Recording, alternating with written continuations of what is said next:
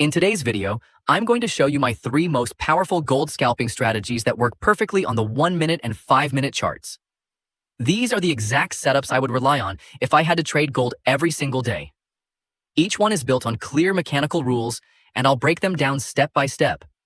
So by the end of this video, you'll have a complete roadmap to scalp gold with ease. Let's get into it.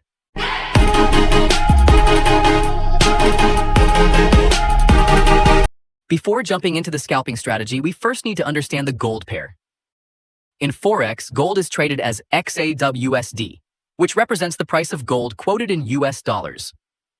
In the crypto market, gold exposure is available through tokenized assets like Pax Gold or Tether Gold, which are backed by physical gold and traded against cryptocurrencies like Bitcoin or stablecoins such as Tether. Because of its strong volatility, deep liquidity, and frequent price movements, gold has become one of the most popular assets for traders, especially for short-term strategies like scalping.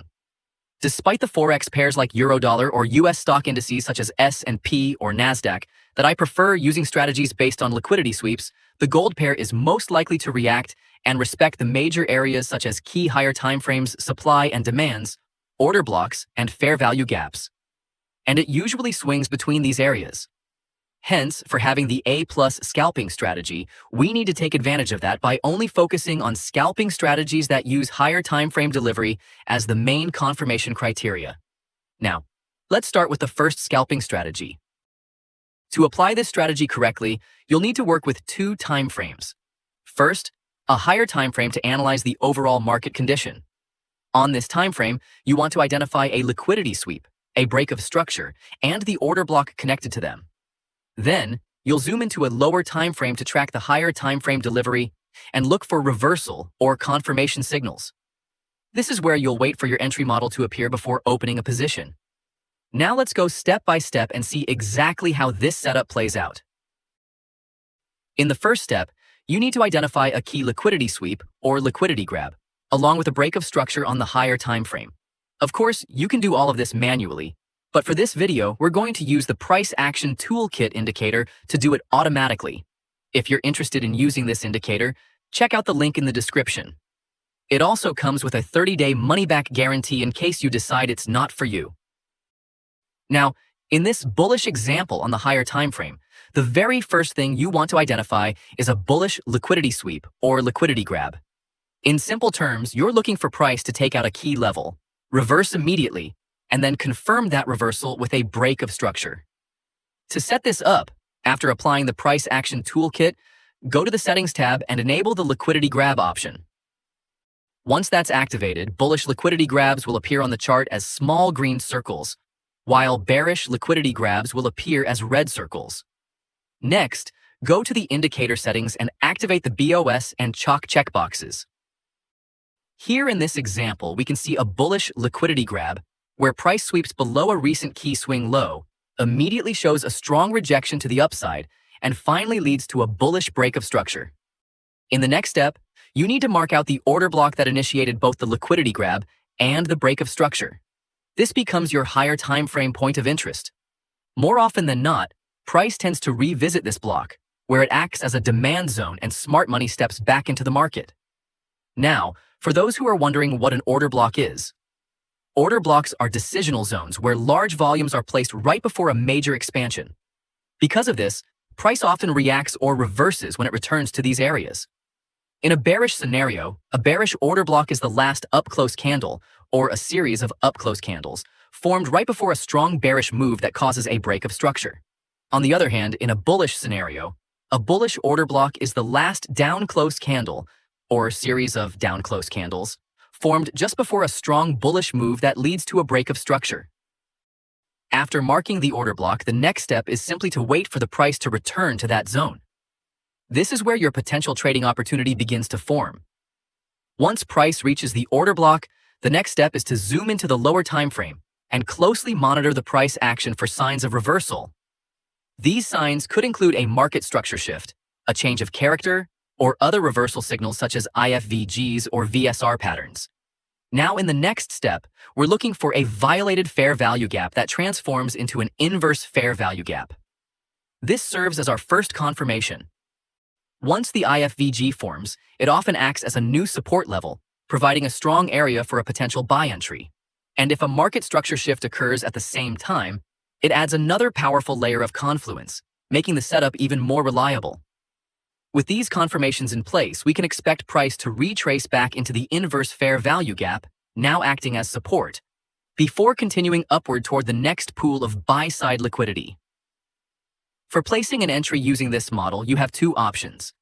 But before we go into the details, keep in mind that you can always add additional confluence or confirmation factors to this setup before placing your entry, such as a V-shaped recovery or a change in the state of delivery.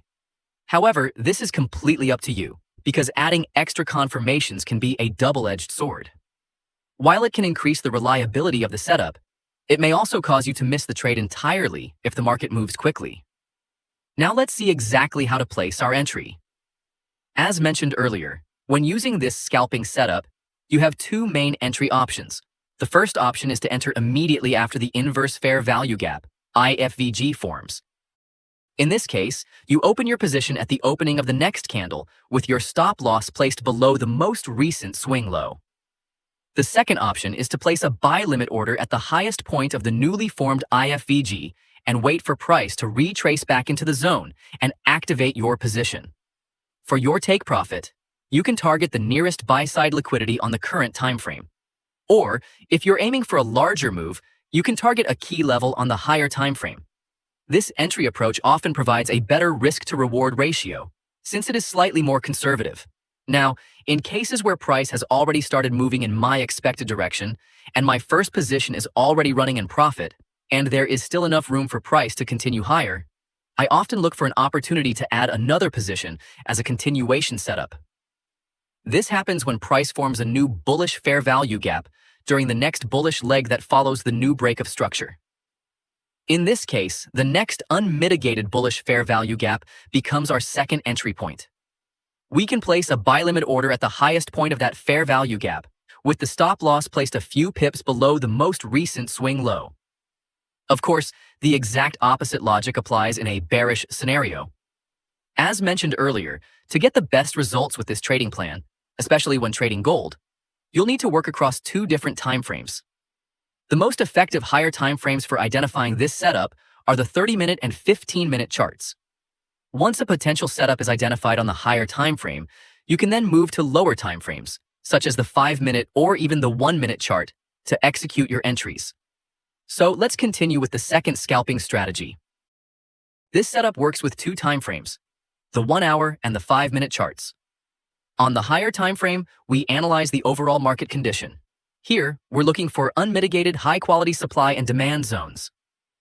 Then, we zoom into the lower time frame to track the higher time frame delivery and look for reversal or confirmation signals. This is where your entry model needs to appear before opening a position. Now let's go step by step on the chart and see exactly how to apply it. In a bullish scenario, the first step is to confirm that the price is in an uptrend and that buyers are in control of the market. To do this, you need to identify at least two consecutive bullish breaks of structure. So first, let's enable the BOS option from the indicator settings. Once price forms two successive bullish BOS, shift your attention to the most recent bullish break of structure. From there, trace back to the origin of the bullish expansion move, the move that caused the break. That origin point is what forms the demand zone. The next step is to highlight the most recent unmitigated demand zone on the higher time frame, and then wait for the price to return to it. Once price taps back into that zone, zoom into the 5-minute chart and closely monitor the price action for signs of reversal. This will serve as your first confirmation before you start looking for an entry. This could be a market structure shift or a clear change of character. Either way, that serves as your first layer of confirmation. A market structure shift indicates that the temporary bearish move is coming to an end and that bullish momentum is likely returning. At this point, price is expected to realign with the higher time frame trend. Once the bullish market structure is confirmed and we expect the price to move higher, the next step is to look for a buying opportunity. At this stage, we need an entry model to form. For my first entry, I usually prefer to look for a bullish breaker block forming inside the higher time frame supply or demand zone. For a valid bullish breaker block, price should first create a swing low, then a swing high, followed by a lower low. After that, we need to see an immediate expansion move to the upside that breaks structure and confirms the shift. In this case, the up-close candle, or series of up-close candles, formed between the first swing low and the swing high, becomes your breaker block zone.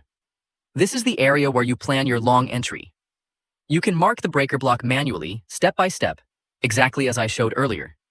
Or you can highlight it automatically by simply enabling the breaker block option in the indicator's settings. The next step is to set a buy limit order at the highest point of that breaker block and wait for the price to retrace into the zone. For your take profit, you can target the nearest liquidity on the current time frame, or aim for a higher time frame key level if you're expecting a larger move. Now, in cases where price has already moved in my expected direction, respected the demand zone, and my first trade is already running in profit, I often look to add a second position as a continuation entry when price creates a new break of structure. This usually occurs when price forms a new bullish fair value gap within the expansion leg of the new BOS. In that case, the next unmitigated bullish fair value gap becomes our second entry zone. We place a buy limit order at the highest point of the fair value gap, with the stop loss set a few pips below the most recent swing low. The bearish scenario follows the exact opposite logic. Now let's move on to the third scalping strategy. Just like the previous two strategies, to apply this setup correctly, you need to work with two time frames. First, a higher time frame, such as the 4-hour or 1-hour chart, to analyze market structure and look for a clear higher time frame change of character, along with the formation of an unmitigated fair value gap tied to it. Then, we zoom into a lower time frame, such as the 15-minute or 5-minute chart depending on the combination you prefer, to look for reversal signs, confirmation signals, and eventually a proper entry model. Now, let's go step by step and see exactly how to apply it on the chart. The very first step is to analyze the higher time frame market structure and determine whether the price is currently in a strong uptrend or a strong downtrend. So, in a bullish scenario, the first thing you want to identify is a strong downtrend. To confirm a strong downtrend, price should form at least 3 consecutive bearish breaks of structure. On the other hand, to confirm a strong uptrend, price needs to form 3 consecutive bullish breaks of structure. Once that is confirmed, the next thing you need to look for is a higher time frame change of character. So, if price breaks and closes above the most recent break of structure high of a strong downtrend, it signals a bullish change of character, suggesting that sellers are losing control and the market may be preparing to shift direction. Now, once this market structure shift is confirmed and we expect the price to move higher, the next step is to look for a buying opportunity. At this stage, we focus on identifying a bullish fair value gap that forms within the change of character leg.